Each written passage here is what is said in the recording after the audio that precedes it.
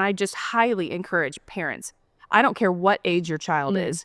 You have to, as an adult, like you simply have to not major on the minors. You have to take a step back, acknowledge the fallibility of our own kids, and also acknowledge the fact that we cannot model to them that every single time they make a bad choice, that it's a reflection of their character, that you're offended.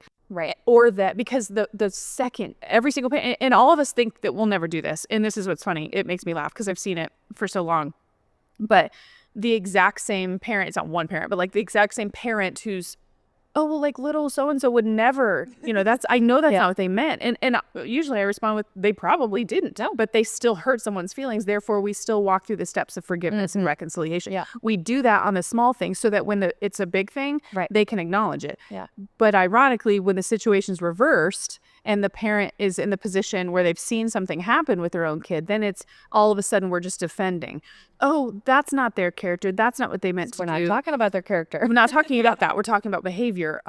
So it's just one of those things where because I've seen it happen. This is not like, oh, I've just gotten so good at this. I've seen it happen so many times that if my kid comes home and they're like, Mom, so-and-so is bullying me, I probably will never, maybe I'm too hardened, but like I'll never respond with just like, what's No. Because I've also seen my own kid with me trying everything that I know how to do, not being the perfect parent, but trying really hard to implement these things in our home. I've seen my own kid react in a way that I know can hurt someone else's feelings. I'm like, honey, that is the definition of accidentally hurting someone. Whether you meant it or not is not the point.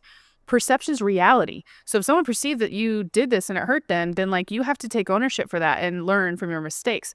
And so this is a convoluted, complex, not one episode solves everything. No. Well, and it's not You know. a one-size-fits-all recipe either. No. I think that's really important to understand because, again, there are different personalities. There's different situations. You may be dealing with a coworker, a friend, a family member. Those are all going to be different because with a family member, you're seeking a deeper restoration than with like a coworker. You know, it's a little bit different.